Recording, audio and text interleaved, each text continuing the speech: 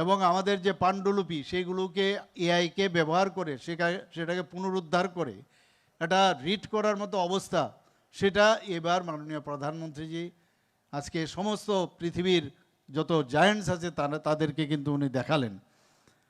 আজকে উনি এটাও বললেন যে T20 ওয়ার্ল্ড কাপ, যে ভারতবর্ষের আজকে ত্রিপুরারই হোক, সে গুজরাটেরই হোক, দিল্লিরই হোক, পাঞ্জাবেরই হোক, চণ্ডীগড়েরই হোক, সব জায়গার যে আমাদের ভারতবর্ষের মানুষ আজকে এই T20-র মতো জায়গায় একটা উদাহরণ দিলেন যে সেখানে ভারতীয়, তারা মূল, তাদের জন্ম ভারতীয়, তাদের রুট, সেখানে অন্যান্য বিদেশ থেকে ওনারা খেলায় যুক্ত হয়েছেন। ভাবুন আপনারা।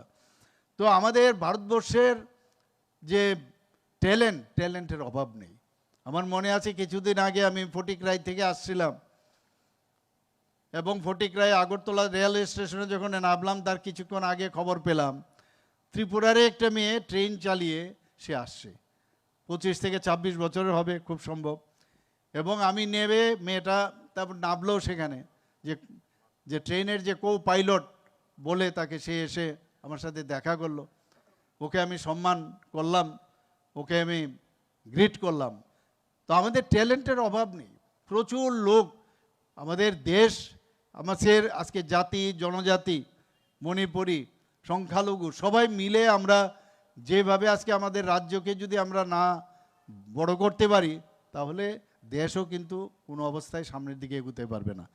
মাননীয় প্রধানমন্ত্রীজি আজকে এই মন কি বাত অনুষ্ঠানে এইসব ঘটনাগুলো যখন আমাদের সামনে রাখেন, ওনার নিজের মন কি বাত কিন্তু বলেন না, উনি সমস্ত মানুষের, সারা ভারতবর্ষের এই হাফ অ্যান আওয়ারের মধ্যে উনি আমাদের সামনে তুলে ধরেন। এতে করে আমরা ইন্সপায়ার হই।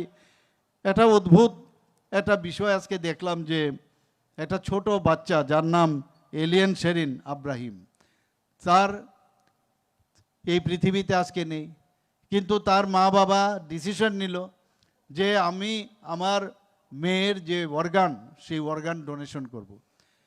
এবং আমরা জানি সমস্ত শরীরের যে কোনো অঙ্গ প্রত্যঙ্গ সেটা কিন্তু ডোনেট করা যায়।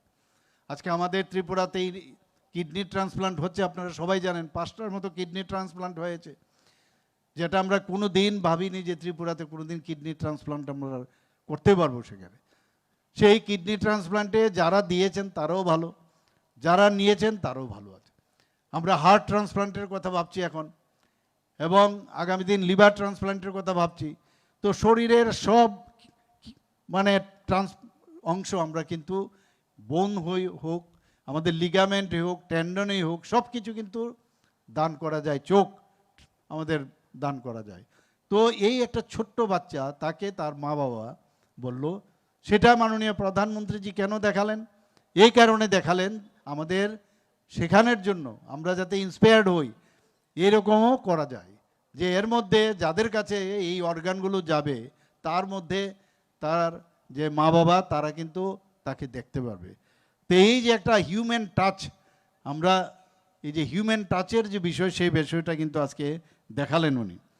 আমাদের মনের জোর যদি আমাদের থাকে, সেটা কত দূর অবধি আমরা যেতে পারি। আপনারা ভাবুন যে লক্ষ্মী দেবী ফ্রম দিল্লি, উনি হার্ট ট্রান্সপ্লান্ট করলে গাড়ি চালিয়ে উনি কোথা থেকে কোথায় গেছেন।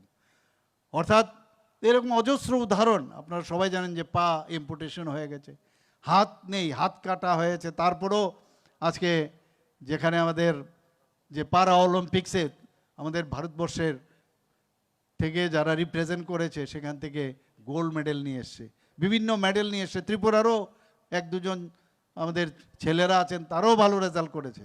কাজে ইচ্ছা শক্তি হচ্ছে সবচেয়ে বড় শক্তি। আমাদের কাছে যখন সব থাকে তখন কিন্তু আমাদের মধ্যে মনে করি যে আমাদের ইম্পর্টেন্সটা এক একটা শরীরের। আমার ডান হাত যতটুকু আমরা কাজ করি, ইচ্ছে করলে আমার বাঁ হাতও কিন্তু সেইভাবে আমরা কাজ করতে পারি, কিন্তু আমরা বাঁ হাতকে ব্যবহার করি না, আমরা বাঁ হাতকে ব্যবহার করি না। কিন্তু যে লোকের ডান হাত নেই, যখন সে বাঁ হাত দিয়ে কাজ করে, যে শক্তি সে ডান হাতে পেত সেটা কিন্তু বাঁ হাতেও সে শক্তি পেয়ে যায়। পা দিয়েও আপনারা দেখেছেন অনেকে লিখতে, অনেকে পড়াশোনা করতে। আমার শরীরের প্রতিটি অঙ্গ প্রত্যঙ্গের আমরা ইভেন আমি আব্রাহিম লিঙ্কনের আমি একটা তার একটা আর্টিকেল আমি পড়ছিলাম, যে উনি রাস্তা